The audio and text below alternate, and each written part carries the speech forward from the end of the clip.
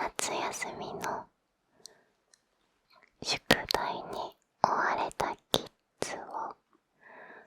救いたい。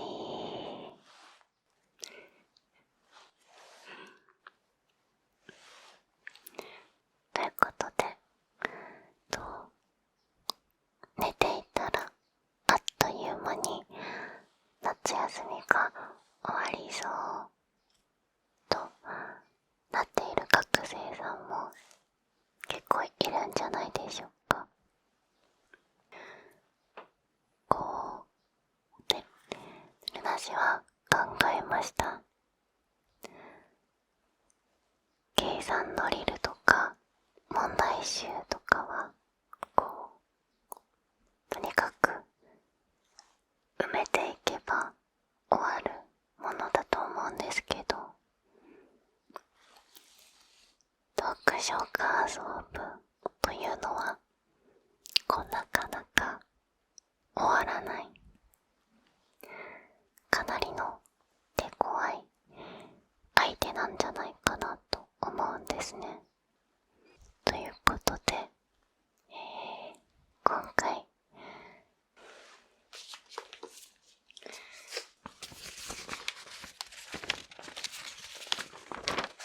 私小学3年生になったつもりで読書感想文を書いてみました。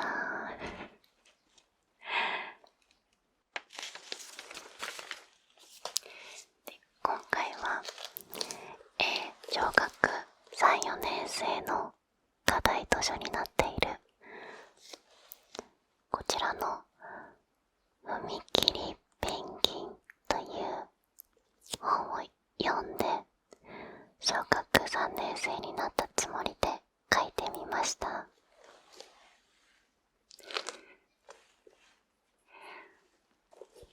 夏休みの宿題の読書感想文が終わらないと焦っているキッズは、ルナシの感想文をパクってもらっても構いません。バレた時の責任は一切負いません。ということで、感想文を読む前にまずはこの本の内容について少し説明しますね。大前提ですね。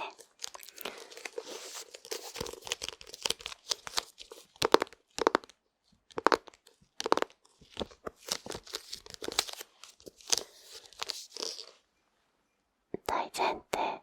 本のテーマというのがこれですね。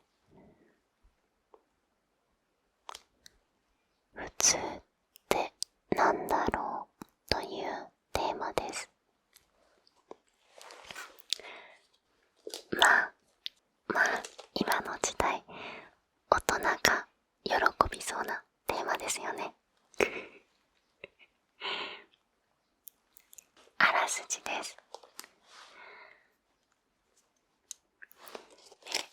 同じ小学校に通う4人の小学生が、主人公になっています。で、それぞれが普通ってなんだろうという悩みを持って過ごしているんですね。で、例えばユウトっていう男の子は左利きであることでちょっと変じゃないって言われて傷ついているんですね。ルリっていう女の子は不思議な迷信みたいなもの、公園の蛇のオブジェが動いて自分の顔をペロッと舐めたら願いが叶うみたいな、小学1年生の時に流行った噂を今でも信じ続けていることで、普通じゃないよって言われて友達と仲違いしてしまうんですね。そんな感じでそれぞれが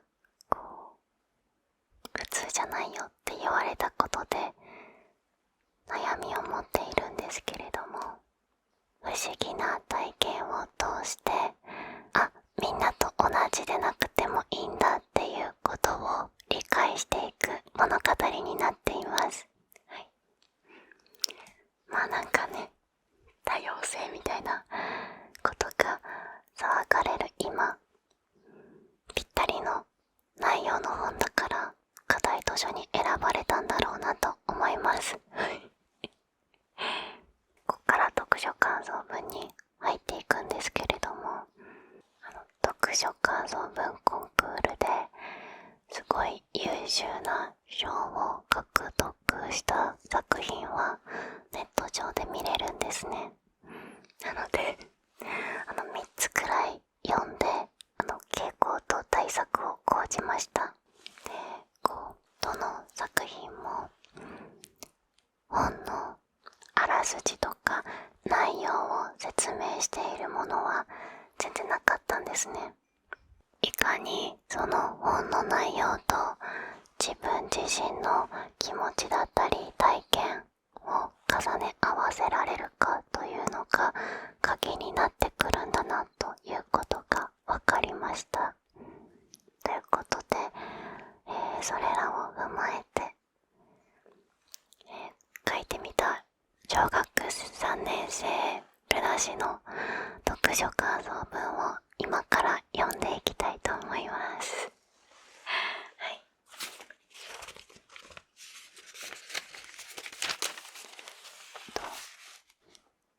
文字数は原稿用紙3枚分の1200文字以内でした。踏切ペンギンを読んで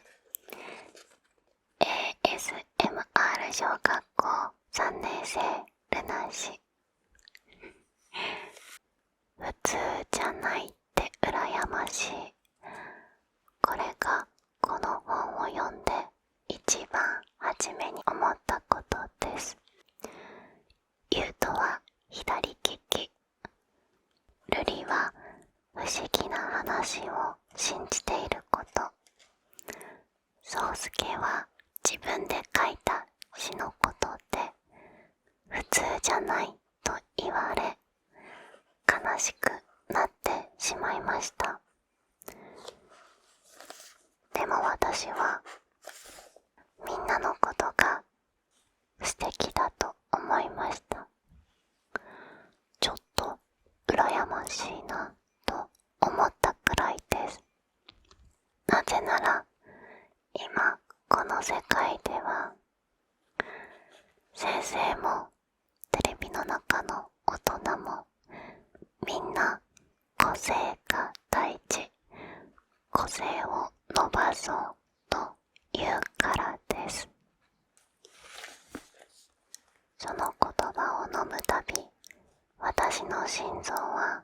0.2 ミリ小さくなる気がします。私は足が速いわけじゃないから運動会のリレーに出たことはありません。でも一番遅いわけでもありません。テストも大抵70点くらい。褒められることもアホやなぁと笑われることもない。何をしてもまあまあ。それが私です。誰にとっても無害なのです。この本に出てくるみんなはその個性のおかげで本当の友達と出会っていきます。とても美しい結末でした。一方で私の心はもやもやするばかりです。まるでタバコを吸う父の横で黒いもやを体の中に溜めているような気持ちです。いっそこのままその煙が私の体を全部覆って夏休みの宿題なんてどうでもよくなってしまえばいいのにとさえ思ったのです。そんなもやっとした気持ちを少しだけ透明にしてくれたのは学校の帰り道で10円玉を拾いそれを交番に届けた日のことでした。交番ではおまわりさんが優しく話話しかけてくれました。外から中の様子が見えるので、その時のことが次の日にはクラス中に知られてしまいました。するとある子が言ったのです。10円で交番に行くなんて普通じゃないよ。その日の夜、私は布団の中で考えました。いくらからなら交番に届けるのが普通になるんだろう。100円、500円、よくわかりません。この出来事を宿題の日記に書いて提出すると、先生からこんな言葉をもらいました。たった10円でもこれは誰かの大切なものかもしれないと考えたルナシさん。その考え方そのものがルナシさんらしい個性だと思います。何が大切かを自分で決めて動ける人は大人になっても強くて優しい人になれますよ。私にはまだ普通とか個性とかよくわかりません。だけどこの本や先生の言葉のおかげで少しだけわかったことがあります。特別なことをしなくても自分の気持ちに正直に誰かを思いやって行動すれば、それがいつか私の個性になっていくのだと。そしてその個性は自分では気づきにくい。なぜならそれは自分にとっての普通だからです。ちょっと割と簡単な言葉を使って小学生になるべく近づけて書いたつもりなんですけど、ちょっと小学校3、4年生のレベルってどれくらいだったっけなってちょっと難しいですね。小学生ルナシーが考えたこととしては、自分にとっては普通だから何も特別と思っていないことが他者から見たらそれが個性になっていく。だからそれにこの本とか自分の生活での出来事を通して気づくことができたみたいなことを書いている感想です。皆さんは普通とは何だろうって、それこそ小学生とか小さい人に、学生さんとかに聞かれたらなんて答えますか？ちょっとここからは普通に大人のルナシとして話していくんですけど、そうですね、そうやって例えば普通ってなんだろうって聞かれた時に、普通は人それぞれ違うものだよとか、いろんな意見を受け入れようねってたやすく言ってしまうことにちょっと疑問を持っていますね。私たち大人って別に自分はカルト宗教の信者でもないし、精神に異常をきたしているような病気を持っているわけではないから、いろんな考え方をちゃんと受け入れられる人間だっ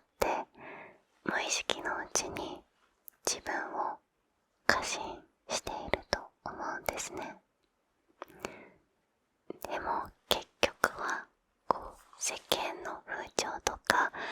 メディアが作り上げた普通に従っているだけで、それに反する考えや行動はなんか批判するっていうことよりもなんとなく見下していることがあるんじゃないかなと思います。それが分かりやすく表面化するのが世の中に大きな変化が起きる時とか、ちょっと異常事態、緊急事態みたいなものが起きた時にメディアが正しいとする意見に逆らった人間を結構普通じゃないとか陰謀論者だとか宗教だって身勝手に断罪するじゃないですか。でも蓋を開けてみたら、4年後、5年後、10年後、50年後にはその陰謀論者だって批判を食らっていた意見が正しかったんだってなっている歴史とか出来事ってたくさんあると思うんですね。つまり今は普通っていうのはいろいろあるよとか、多様性だよとか、いろんな意見を受け入れようねって簡単に大人が口にしちゃいますけど、結局私たちは自分が許容できる、想像できる範囲に限定した多様性しか受け入れられない。想像を絶するような自分の許容範囲を超えた先にある意見とか行動は排除しようとしてしまう。それが人間の差だと思うので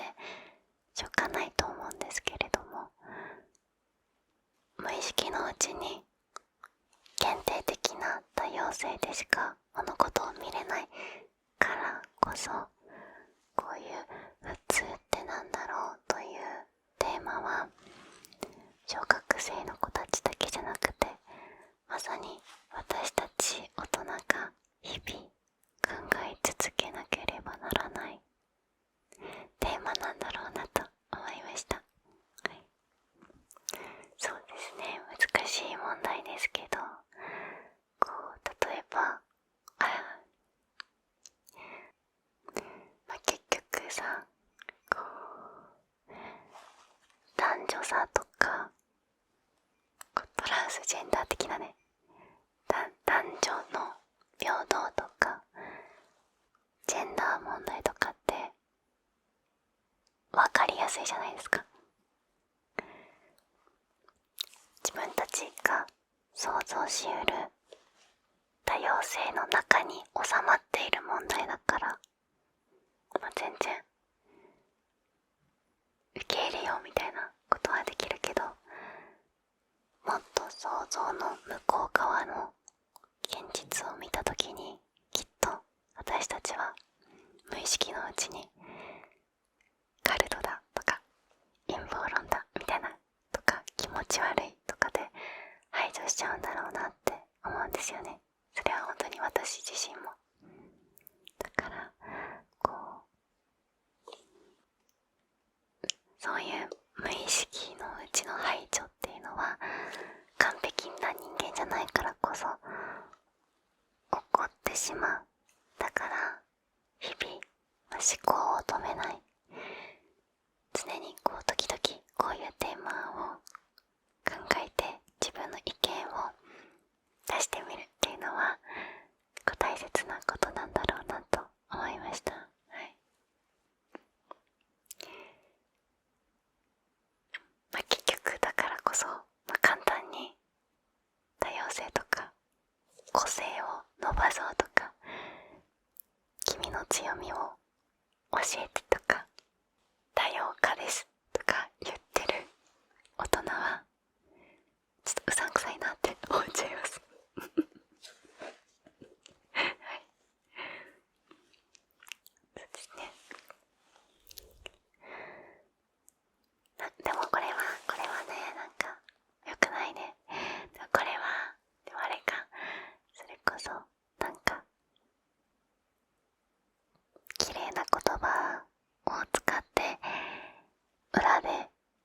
ビジネスとかが動いているみたいな現実があるから変な印象を持っちゃってるかもしれないですね。まあとにかく皆さんにとっての普通ってなんだろうというこの本のテーマについてご意見があればぜひコメント欄で教えてください。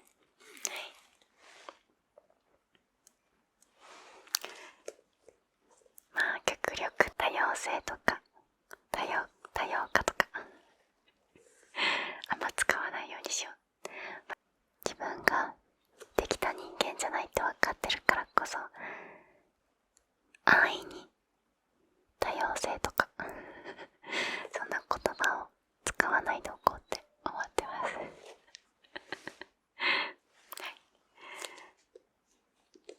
そうですね。これ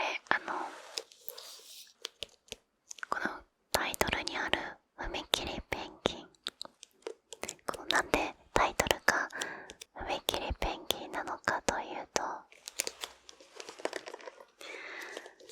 左利きであることに悩む優斗がある日、踏切の向こう側に5羽のペンギンと自分の家で飼っているマルが立っているというちょっと不思議な光景を目にするんですね。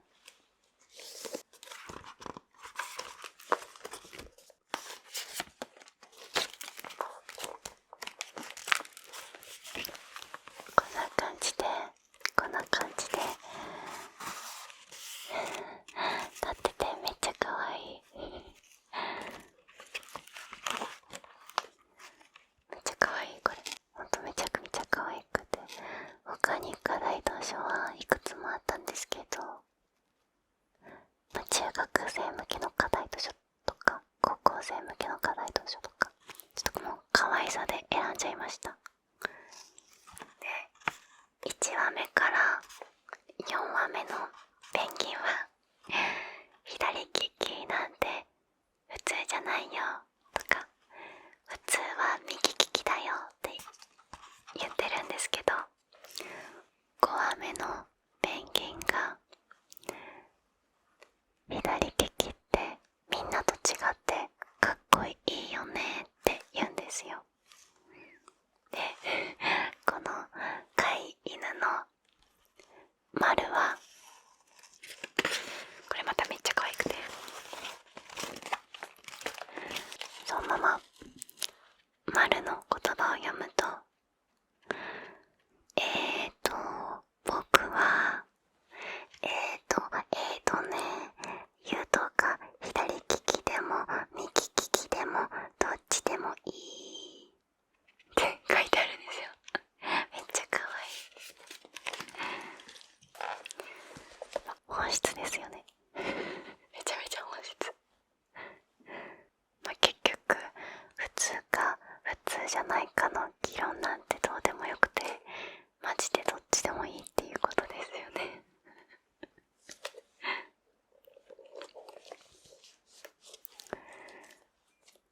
まあでもね、どうでもいいで人間関係は終わらせられないから、相手に興味を持った時にこの人のこういうところが私は持っていないその人特有の個性であって素敵だなってこう気づける、それを伝えられるような大人にこれからしっかりとなっていきたいなと思います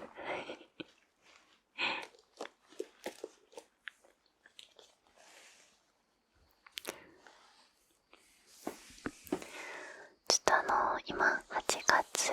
の上旬に撮ってるんですけど、めっちゃ虫が鳴いてくる。こんなセミな